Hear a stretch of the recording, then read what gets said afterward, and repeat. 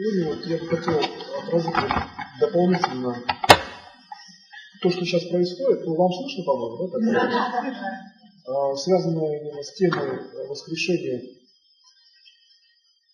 и просто реальностью достижения как можно более быстрого варианта достижения встреч. Я думаю, что в текущее время основная задача – это все-таки стабилизировать коллективное сознание, значит, сделать так, чтобы в фазе коллективного сознания были отражены объективные законы мира, которые существуют, во что верили всегда христиане, например.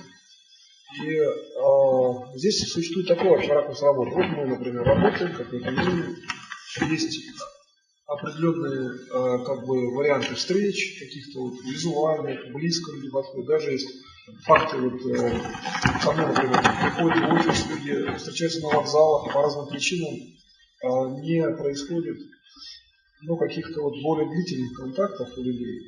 И получается, что, на мой взгляд, основной показатель, во многом маркирующий ситуацию, что вообще в действительности происходит.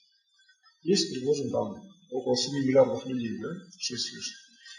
Из них, занимается какая-то часть технологиями прикладными фактически. То есть есть христианство, где есть вера в воскресение Иисуса Христа и в то, что Он сделал воскрешение.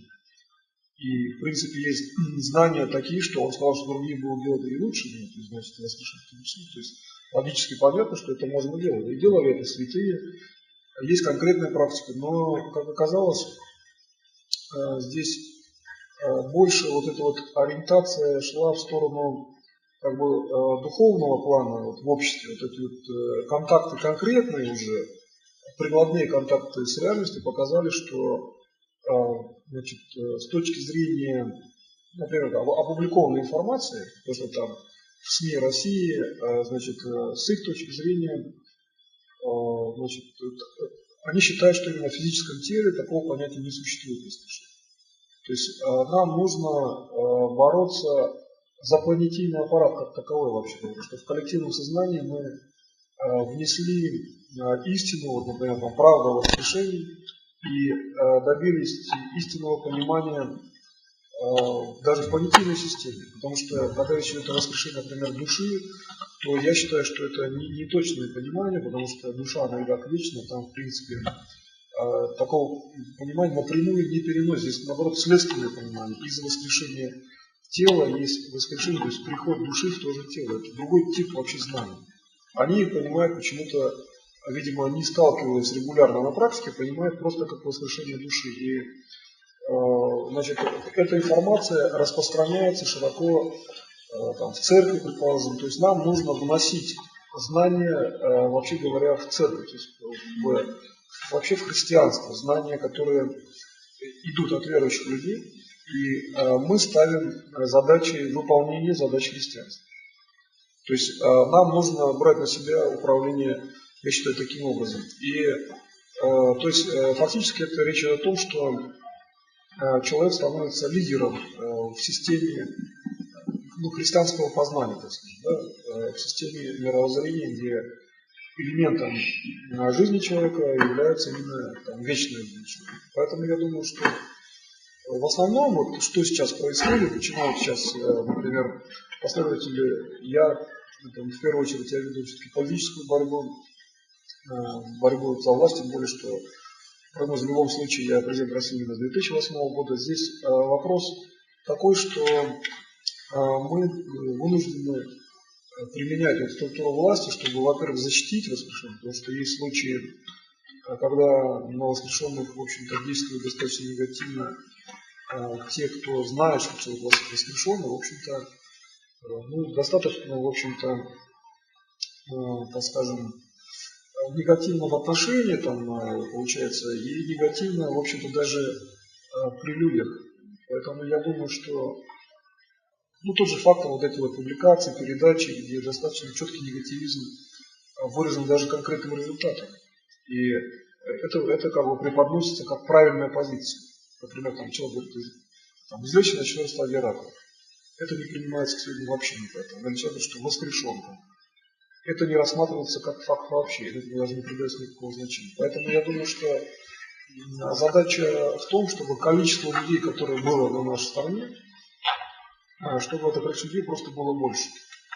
И тогда получается, что мы в коллективном сознании сможем передавить вот эту точку зрения больше в нашу пользу. Потому что получается, что на текущее время все-таки мы имеем больше такого фактора, чтобы реальности, что каждая точка зрения, вообще говоря, одинакова в этом мире. И если есть точка зрения, например, у журналиста, что воскрешения не существует в принципе, поэтому любые разговоры по этому вопросу это шарлатанство, естественно, эта точка зрения, которая распространяется в стиле коллективного сознания, она начинает навязываться людям, и у людей формируется позиция, что значит, люди, занимаясь заведомо как бы невыполнимым процессом, значит, являются, соответственно, там могут нарушать закон и так далее. Поэтому я думаю, что сначала, я считаю, нужно принципиально доказать, что, во-первых, мы, например, доказать по всем линиям, там, линия веры, например, да, человек имеет право верить и свободу совести. Если они пытаются воздействовать, это нарушение свободы совести. Второе есть, у нас уже это как партийная борьба. То есть, если, например, так как в программе партии есть технология вечной жизни, а воскрешение это просто элемент. Как можно говорить о вечной жизни, если нельзя человека воскресить? Соответственно, мы говорим о том, что кто против, значит, они работают против как бы, политических задач нашей партии. Это второе. Значит, я думаю, самое важное, что здесь нужно показать, что личность, то есть человек, который делает самостоятельное воскрешение, это в общем, его личная свобода, и нарушать эту свободу, то есть его личное дело, нарушать это дело никому не позволено. Это есть личная задача конкретного человека. Это, я думаю, тоже очень важно, и я считаю, это один из важнейших элементов свободы личности.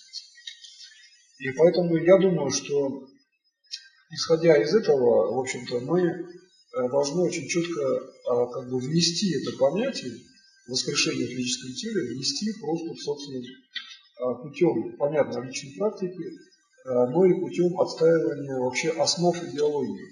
Потому что если не отстаивать основы идеологии, например, не защищать, скажем так, саму идеологическую структуру, то получается, что коллективное сознание все-таки обычный закон.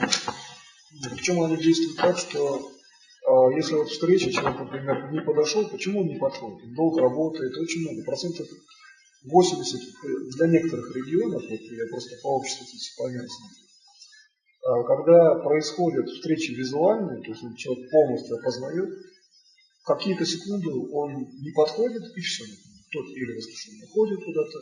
Когда, если анализировать глубже, что вот не пускает, вот какая существует прослойка, не дающая даже на визуальном уровне взять и открыто что-то сказать. В основном это концентрированная фаза коллективного сознания, где такого понятия не существует.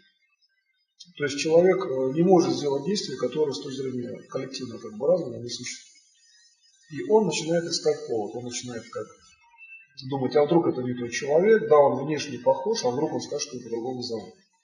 Мы по аналитике, по статистике обнаружили, что до 50% при абсолютно точной визуализации как бы возникает мысль, вдруг он скажет, что его по-другому зовут. Или еще что-то, если по-другому, значит другой человек. Хотя не исключена база такая, как было, например, в американских многих случаях, что там воскресшие меняли там, имена и так далее, по агентурным проходили данные. Потом устанавливали их имена, что это воскрешение. То есть там как бы здесь существует много факторов. И я думаю, что основная задача это взять всю статистику, сколько людей вообще работает и сколько вообще реально имело людей, которые уже там в обычном физическом виде живут дома. То получается процент очень небольшой, и нам, чтобы просто вот этот процент увеличить, тем более ранее предшествующая информация была, что надо по воскрешению работать как бы незаметно, что как только человек начал заниматься воскрешением, человек воскрес, значит надо куда-то идти. В Болгарии целыми там были данные, целыми селами уходили люди, причем видели соседи воскрешения. Группы ЮНЕСКО это регистрировали. То есть была как бы, как-то развита вот эта информация очень специфическая, что это процесс тайны, никто не должен знать там, и так далее. А сейчас мы должны просто все поставить на обычную логику социальных событий. Что это такой же узаконенный как бы процесс, что мы должны ввести фазу вот коллективного сознания на уровне защиты даже идей.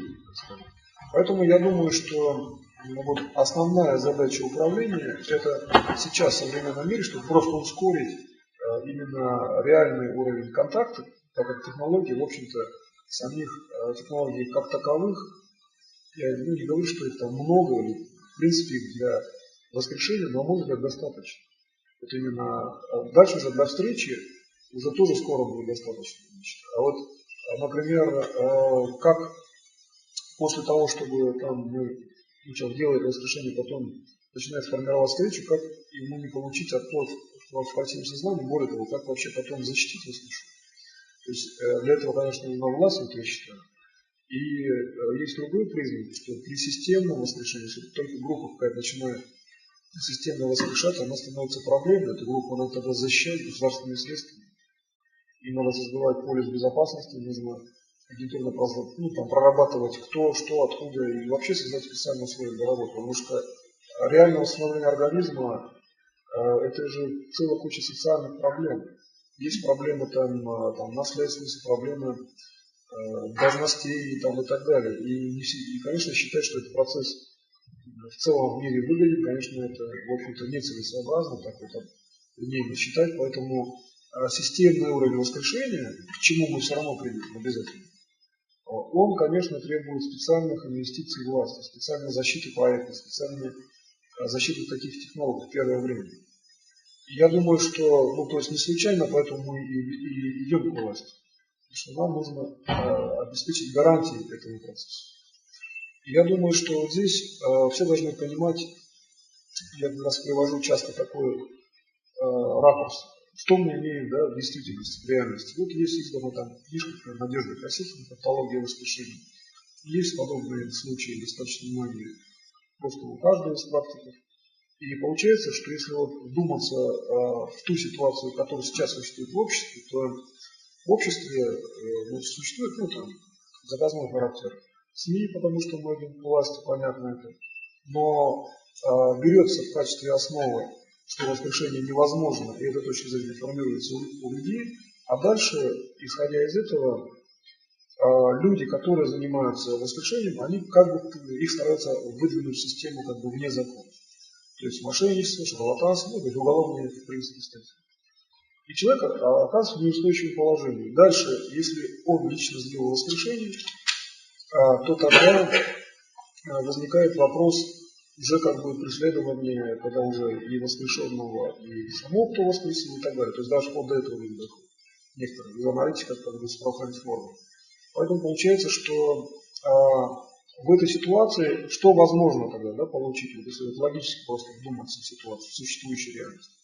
Логически, конечно, можно сделать так. Да, есть встречи, которые фиксируются, протоколируются. Для свидетельских показаний этого достаточно.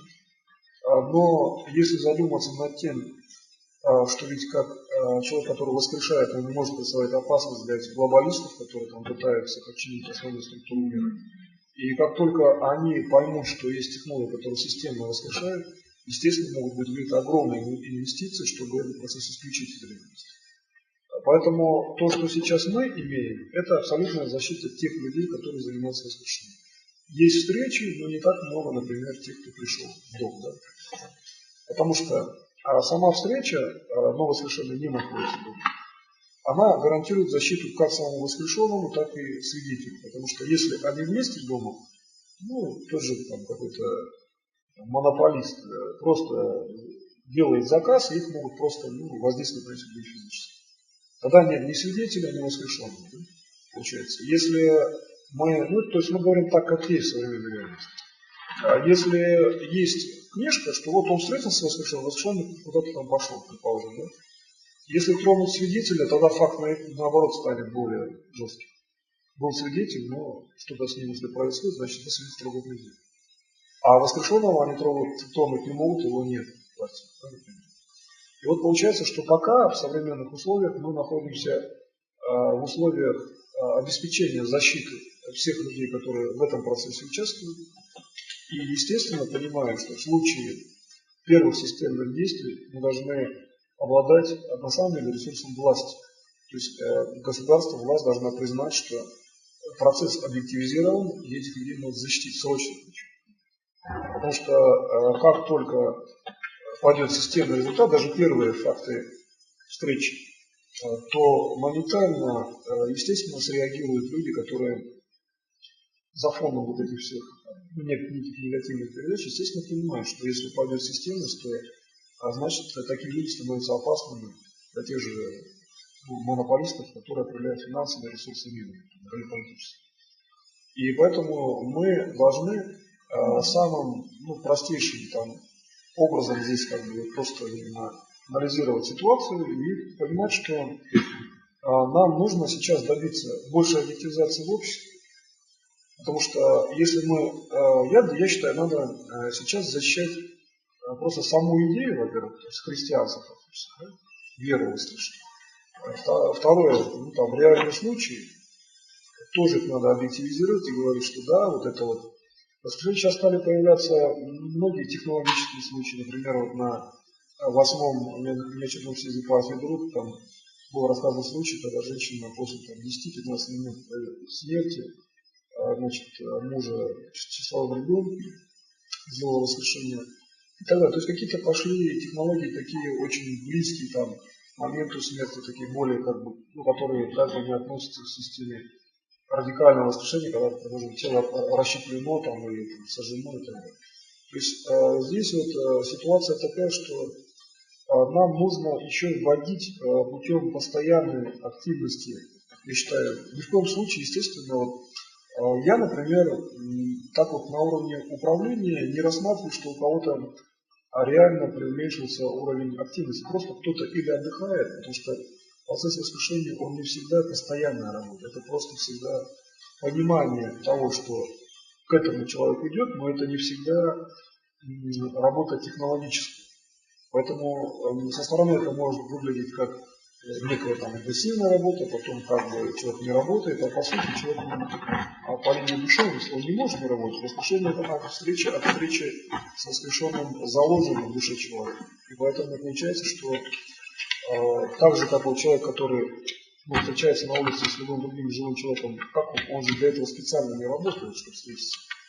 Если случайная встреча, даже если она назначенная встреча, он же приходит, встречается по физическому звонку. То есть вот этот фактор движения встречи, он все равно есть у всех. Поэтому я думаю, что основная задача управления установить по максимальному количеству каналов в обществе этот процесс, защитить на условиях свободы веры, свободы политической деятельности, свободы действия личности, конституционной свободы, продумать систему в случае системных воскрешений, что делать. То есть пока государство будет нас защищать, но все равно нам нужно делать. Значит, продумать тогда, где люди собираются, кто их будет защищать, что ЧОП какой-нибудь, что конкретно технологически, и пошли системные первые случаи, которые объективизированы, например, в групповое следствие. Тогда все собираются в одной квартире, что ставится защита ЧОПа, и дальше куда-то этих людей придется защищать. То есть до выяснения обстоятельств реакции на этих людей. Потому что реакция, то есть пока они в одиночку, реакция у прессы, например, такая, что этого, например, нет, и все. Как только это начнут объединяться, там может быть совершенно другая, как после первых публикаций Калова Дмитрича, в 2004 году, появились статьи в интернете о том, что нужно воскрешенных вылавливать и физически с ними расправляться. Были поиски по правоохранительным органам, где паспорта, которые стали выяснять, например, если человек паспорт сдал, что биологическая смерть произошла, потом возвращен паспорт, таких людей стали искать. То есть даже им стали предоставлять базу данных. Дело в том, что правоохранительные органы, как всем понятно, работают исключительно, если больше проплатили, они на тех людей работают. То есть мы не должны считать, что может защитить милиция или какие-то органы, другие правоохранители. Мы должны четко понимать, что может защитить только власть, если она приходит к власти, или же мы сами. Сейчас, пока мы приходим к власти, нужно создавать, я считаю, технологически какие-то, буквально иметь в виду, что должны быть какие-то квартиры, например, даже какой-то ЧОП договориться, пусть это потенциально существует. Потому что, вопреки всему, мы должны технологически готовить людей к тому, что мы защитим воскрешение. И более того, человек живой, нападение на такого человека – это уголовное преступление. Неважно, он воскрешенный или там, не умиравший. И поэтому получается, что фактически как бы нормы права за некой такой системой как бы, пренебрежения к свободе воли человека, то есть воскрешает, взял человека в воскресенье, один другого, а про воскрешенного потом говорят, что он типа человек, который нуждается в воздействии, то есть человек, который, получается, это хочет сделать, он абсолютно неадекватен. То есть нам нужно защитить еще от неадекватности реакции общества. И насколько вот сейчас оказалось, мы сделали некое пальпирование реакции общества через некие специальные действия, так во многом, они выглядят как специальные, кстати, многие действия, и обнаружили, что, например, церковь открыто заявляет, что воскрешения нет. Публично заявляет для всего населения, например, России, представителей церкви. И более того, их поддерживают там, например, епархии и так далее. В связи с чем, кстати, я на съезде одном, в виде конференции по расследованию недавно сказал, что нужно ввести контроль за уставной деятельностью церкви. Есть религиозные организации, там вписано, что они верят в воскрешение. Как они могут публично говорить, что воскрешение существует? И поэтому пункт программы партии, где написано, что объединение церкви и государства, вначале мы предлагали им, просто кто хочет, это войдет, например, в систему госуправления, то сейчас мы со стороны государства, я считаю, обязательно ведем надзор за их деятельностью. И будем спрашивать за соответствие тогда их уставу и что они потом говорят перед людьми. И как только мы начнем приводить в соответствие вот эти вот нормы, фактически, больше как нормы общежития даже. Значит, есть такое, человек что-то высказал, церковь высказалась. Иисус поставил церковь, чтобы она выполняла задачи личного развития. Он показал личный путь. Что еще может быть другого? Там другого вообще ничего не существует. Он показал, что именно физически. Какие вопросы? Даже по тому же Лазарю, если уж они вообще рассматривали этот вопрос. То есть надо внести свое понимание истории церковного развития, истории богословия. И внести коррелирующие, определяющие курсы в истории богословия. Значит, и исходя из этого, они должны или, согласиться, то есть читать эти лекции в церкви, придется, кстати, многим технологиям. Либо тогда церковь должна четко определиться следующим образом. Сама церковь, она в виде молитв, в виде веры дает, конечно, колоссальное, это источник фактически вечной жизни человека реально сейчас. Значит, поэтому, естественно, ходить в церковь надо обязательно по возможности как можно чаще, как делают истинно верующие, бывать в церкви. Но со стороны некоторых представителей, которые ведут неправильную позицию, нужно вести, я считаю, конкретную работу. Значит, во многом это выглядит не просто как работа, а мы должны выступать как орган, который надзирает за деятельностью этих людей. И мы должны решать, что им высказывать в СМИ, что им не высказывать в СМИ. Потому что технолог, который фактически выполняет указ Иисуса, да, он делает воскрешение, потому что сейчас угроза глобального уничтожения и ценность физического тела сейчас максимально нужна, что тело не уничтожено, что тело всегда может быть живым. Да? У нас есть философия, это как наука, мы можем доказать, что мы правы. И если они не выполняют, те, кто должны были по долгу службы выполнять, как чиновничество, которое просто не выполняет свои задачи, мы должны таких чиновников уже в кавычках церковных призывать уже ответственности, они должны отвечать.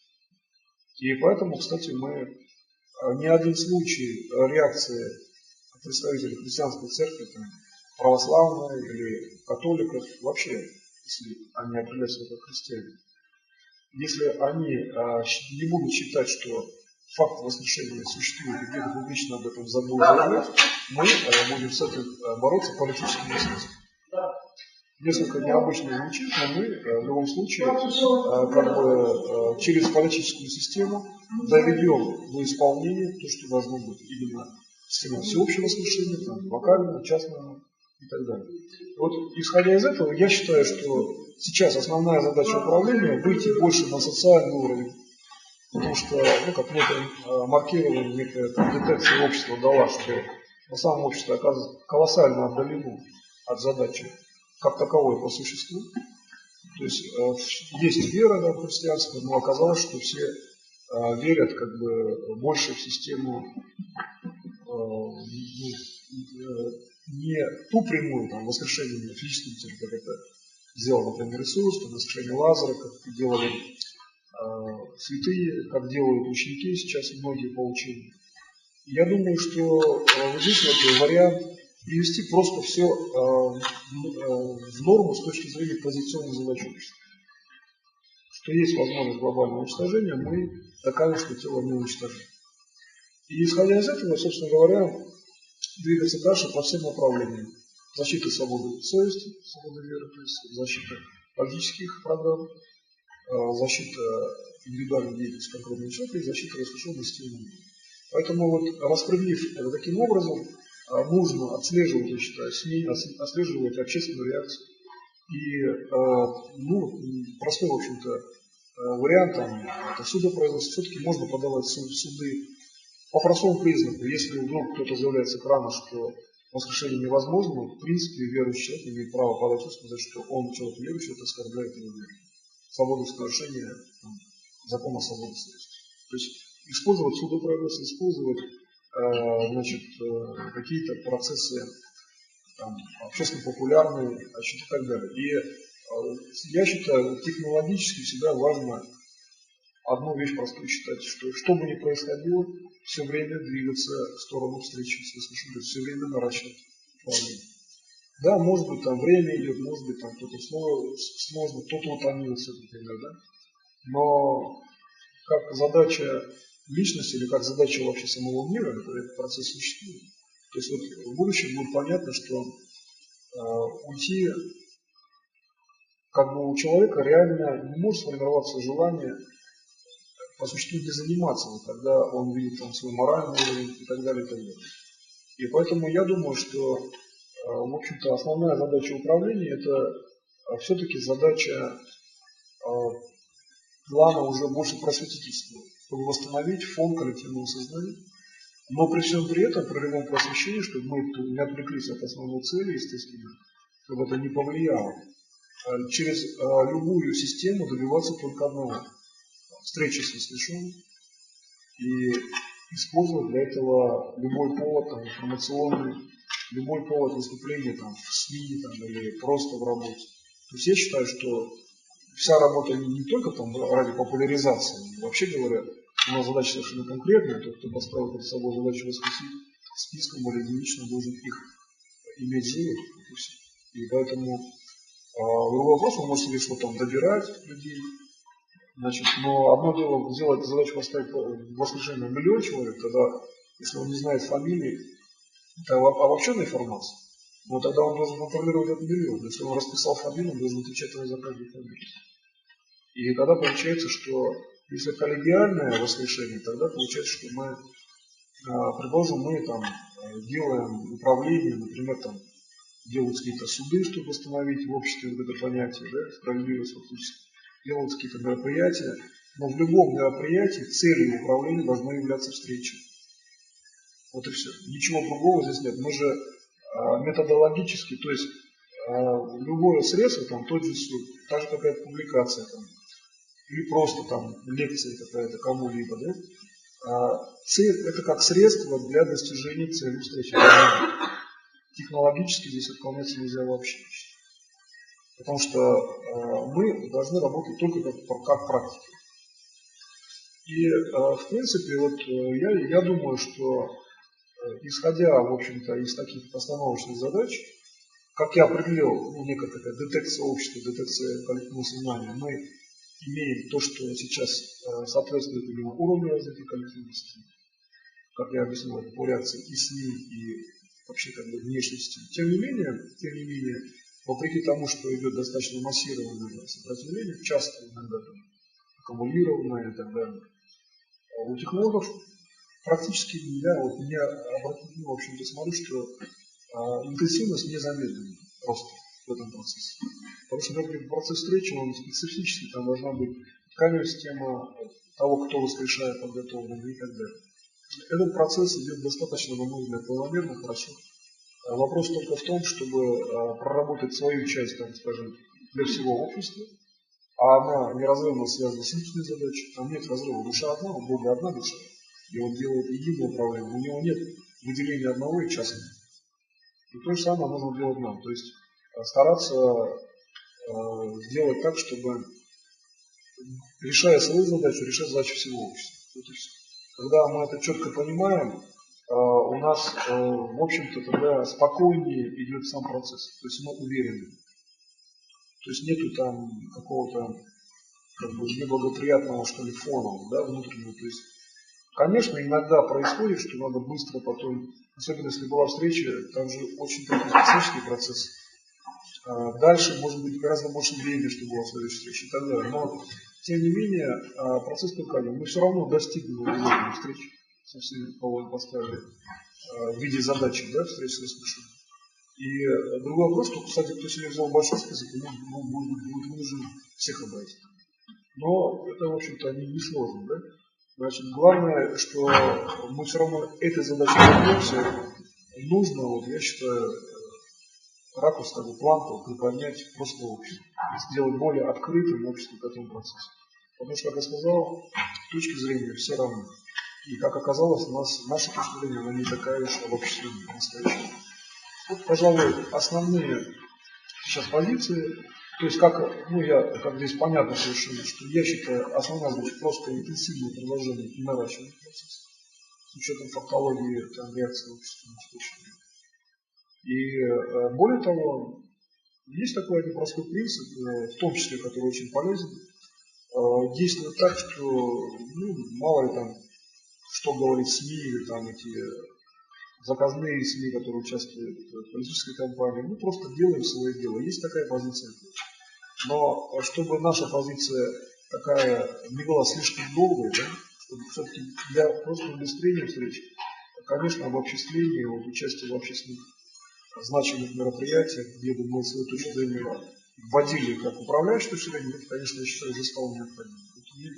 Я поэтому призываю участвовать в утверждении истины по воскрешению в обществе такими разными объяснениями.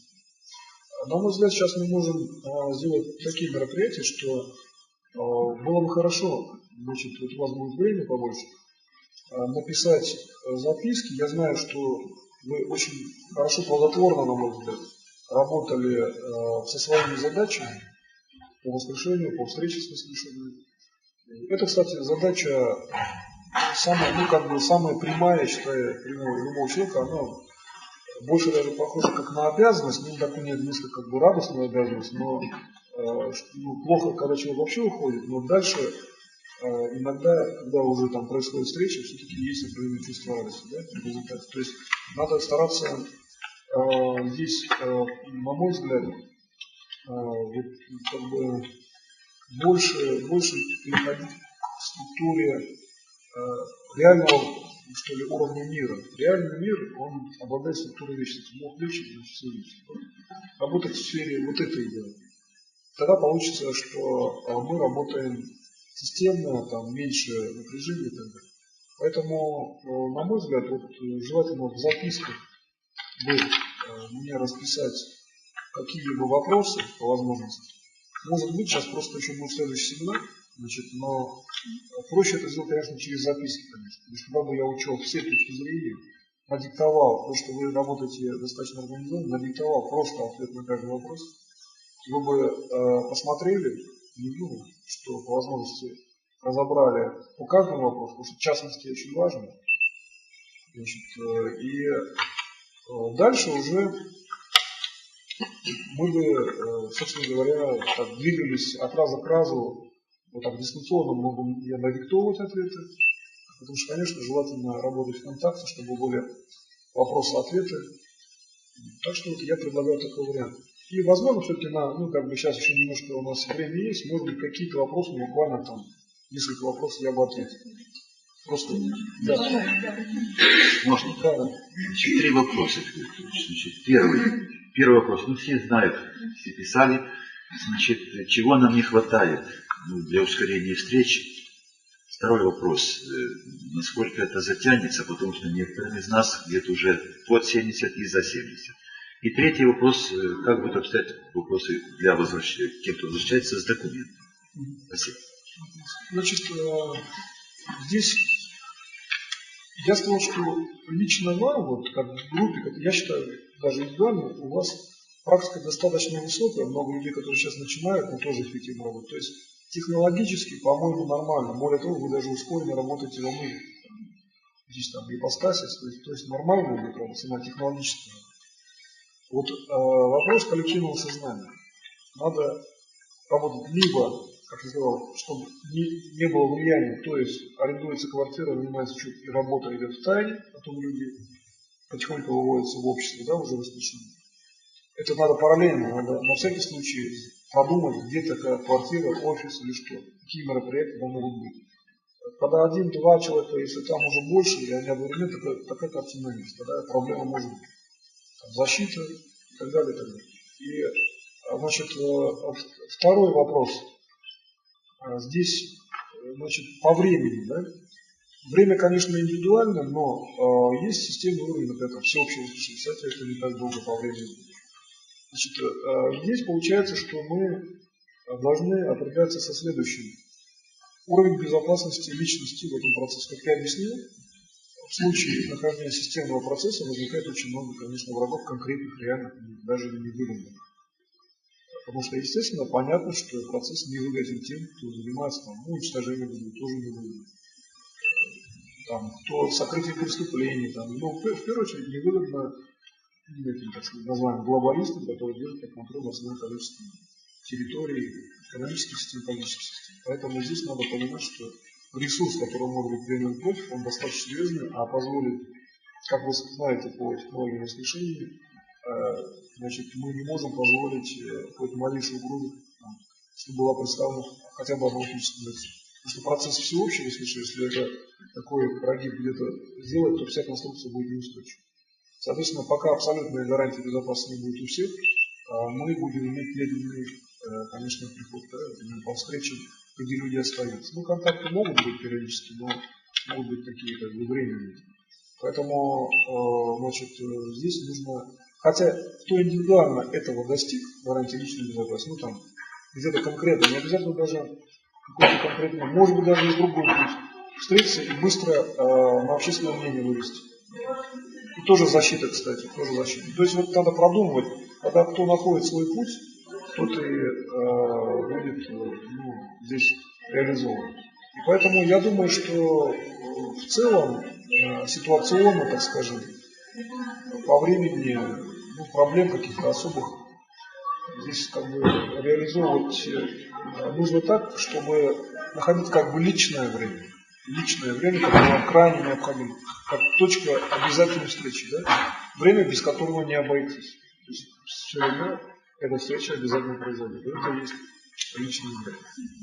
Вот. И я думаю, что в дальнейшем просто вам нужно, на мой взгляд, как бы, может быть, взаимодействуя друг с другом, или работая лично, стараться технологически наращивать именно факторизацию конкретной задачи, может быть, где-то не торопиться, где-то действовать очень быстро, просто от нее не отдаляться. Вот и все. В основном, я сейчас ответил, сейчас я смотрю, что там еще люди, видимо, следующий уже будет семья. Поэтому, как я сказал, остальные, в общем-то, вы выразили достаточно комплексно основной тип вопроса. Значит, а все остальное я уже по деталям отвечу с удовольствием. Мне важны крайне, конечно, ваши вопросы, потому что, как у практиков, очень важно, чтобы эти вопросы, кстати говоря, официализировались, были широко популярны. То есть, если есть разрешение, то можно было бы выставить на сайте гармонии, чтобы были соответствовать. Потому что это важно для других людей. Чем больше людей поймут технологичность нашего подхода, скрупулезность, конкретность, исследование целей и так далее, тем больше людей просто вызывает. Спасибо вам большое за внимание.